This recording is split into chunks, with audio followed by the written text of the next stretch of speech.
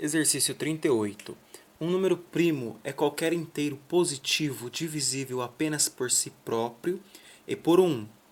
Escreva uma função que receba um inteiro e, se este número for primo, retorne 1. Caso contrário, retorne 0. Esse é um código básico de aritmética, né, para você provar o número é primo ou não. Tá? E aqui ele já nos diz pontos importantes, que o primo ele é divisível apenas por si e por 1, ou seja, ele tem no máximo 2 divisores. Tá? Então essa é uma condição chave, tá? Uma condição elementar para o número ser primo, ter apenas 2 divisores, tá? Nem menos nem mais. E aí aqui ele diz para a gente retornar 1 se for primo e 0 se não for primo. Então eu já gostaria de abordar partes passadas no livro, no qual é passada a diretiva define, ok? E eu vou fazer o seguinte, define true 1 e define false 0. Que tudo que tiver escrito true será trocado por 1 e tudo que tiver escrito false será trocado por 0, tá? Apenas para trazer uma legibilidade mais interessante ao código. Ok? Outro ponto, né, a gente vai pedir um número ao usuário. E outro ponto é que ele pede que seja, né, ou melhor, não pede, tem que ser um número inteiro positivo. Então a gente vai colocar aqui, um teste, ok? Você vai fazer printf digite inteiro positivo,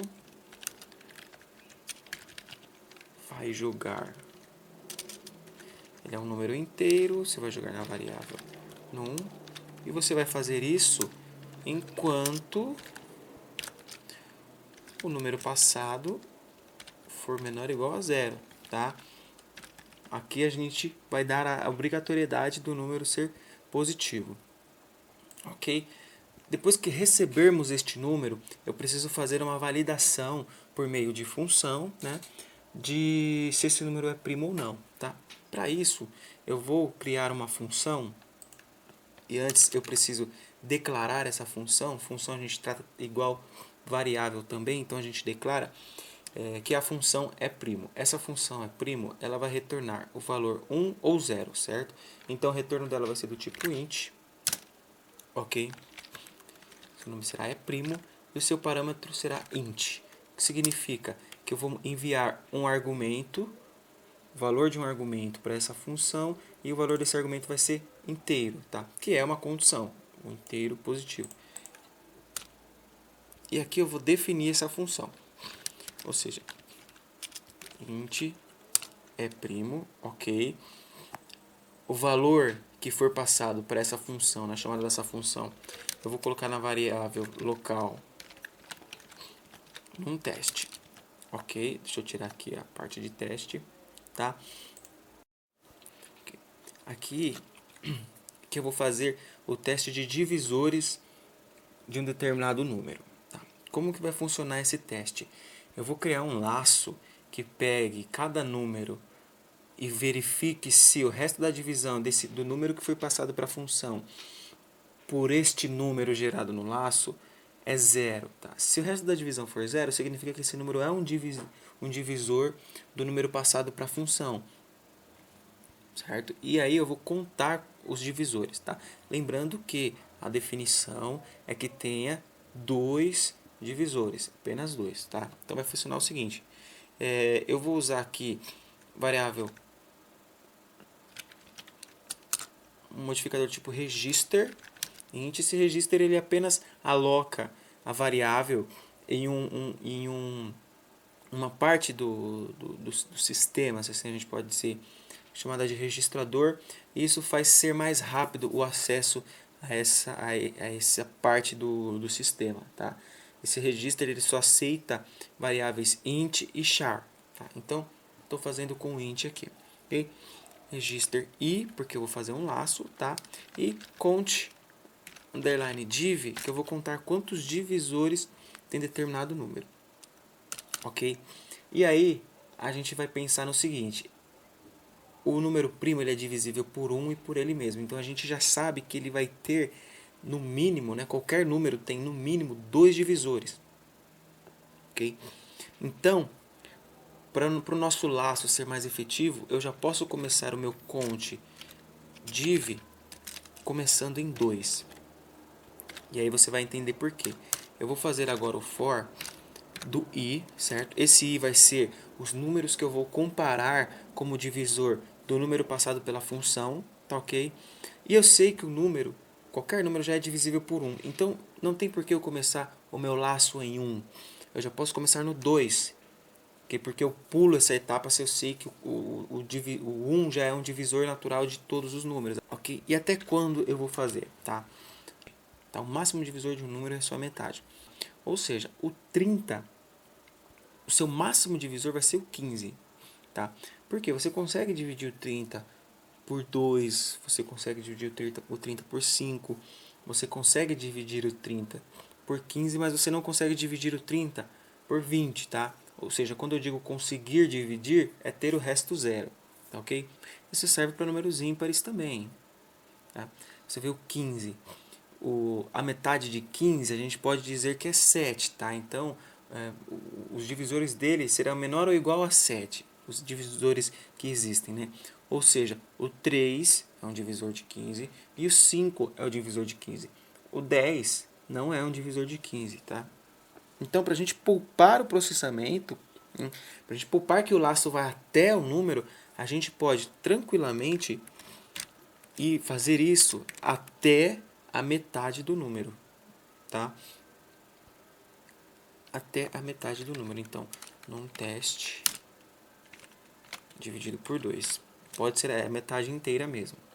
A metade inteira, é estranho isso. Bom, ok? E aí a gente vai acrescentar de laço em laço, ok? É aqui que acontece a mágica. Porque se o número passado como um argumento para essa função, se o resto da divisão deste número por i for igual a zero, ou seja, não tiver resto, significa que o i é um divisor do número que a gente passou. Então, o contador vai receber, o meu contador de divisor vai receber mais um, ok? E se esse número for divisor e o contador receber mais um, significa que ele tem mais de 2 divisores, então ele não é um primo. Eu quebro esse laço. Ok? E aí o que vai acontecer? É aqui que a gente retorna a função, é aqui que o conte divisor retornar a função chamadora o valor 1 ou 0. Ou seja, a gente pode colocar expressões dentro de um return, mas o return só pode devolver um valor, tá? Então, o que a gente vai fazer? Se o conte divisor for igual a 2, ou seja, se ele manter essa propriedade de número primo, ter apenas 2 divisores, você vai retornar que isso é verdadeiro, que isso é true, ok? Se não, você vai retornar que isso é falso, ok? Mas vai retornar para quem? Né? Não tem ninguém chamando esta função aqui, você pode ver, tá? Então é aí que tá. Por um ponto e vírgula aqui.